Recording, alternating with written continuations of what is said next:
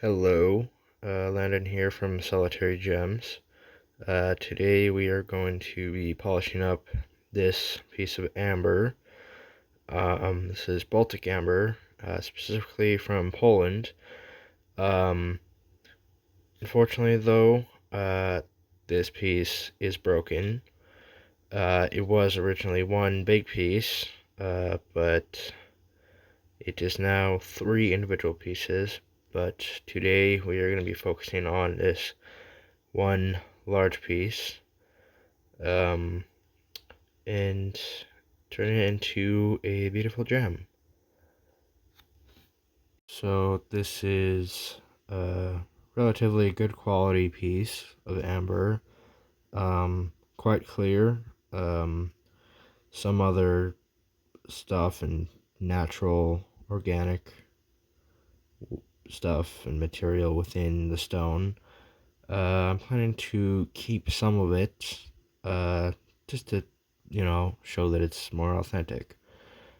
Personally, I think it looks better that way anyway, kind of like with turquoise and matrix, instead of just having pure turquoise.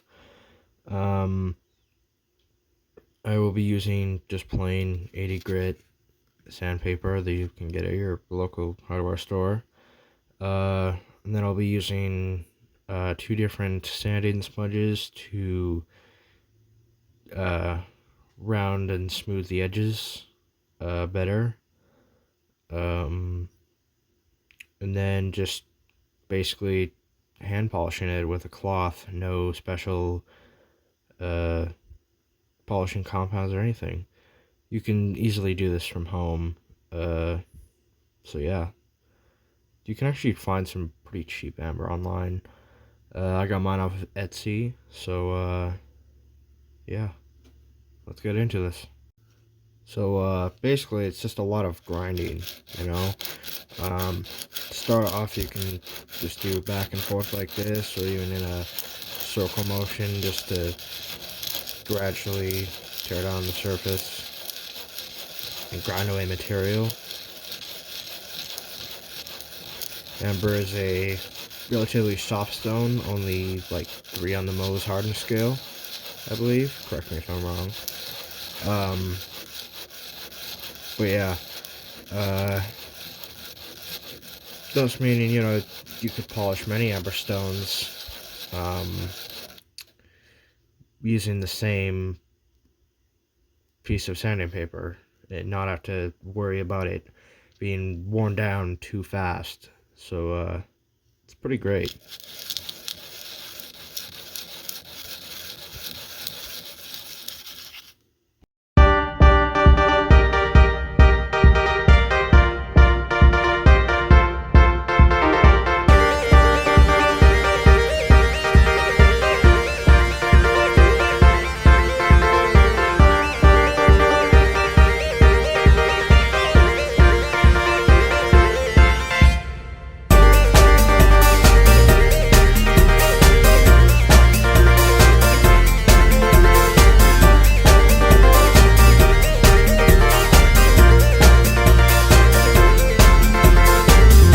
Alright, so after some time we got a rough finishing of what our eventually polished amberstone will look like.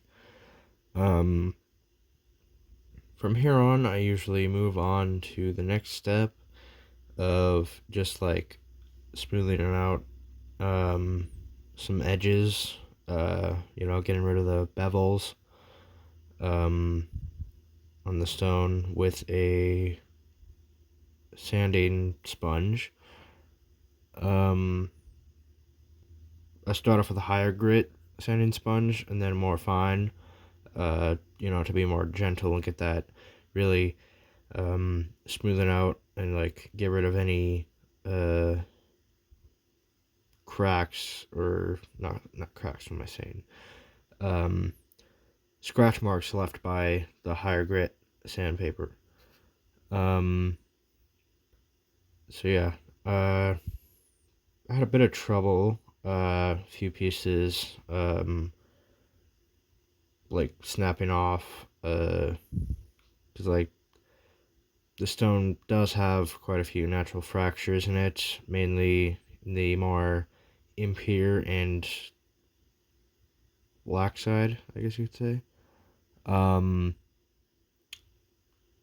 liking the shape though, so far I'm really proud of it. Yeah, this is the basic and obviously well used sanding sponge that I have been using for quite a bit of my amber pieces. Basically the sanding sponge, it's it's condensable, so obviously when you apply pressure, the grit actually wraps around the stone better, and so you're sanding more edges at once, basically. If that even makes sense, I don't know. But we'll see you closer to the finished product.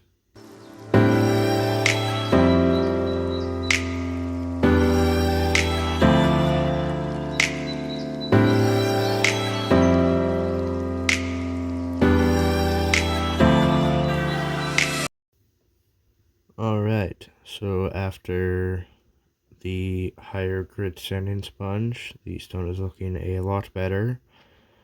A lot smoother, not perfect, but getting close to the final polishing. Now we will move on to the finer grit sanding sponge. Yeah, it's a lot more softer on the stone and will really help take out any final scratches that we might see on the surface. Then we can move on to the cloth polish.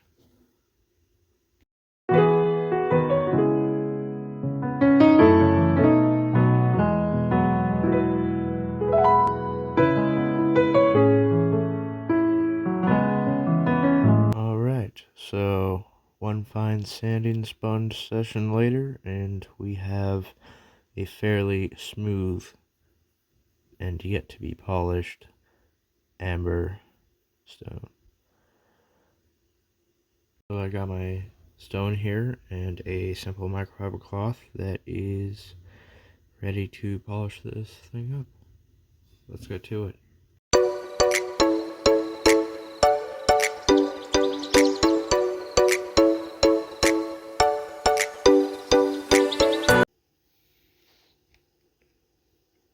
After a long polishing session, we have a nice, beautiful stone that's ready for whatever, just to admire.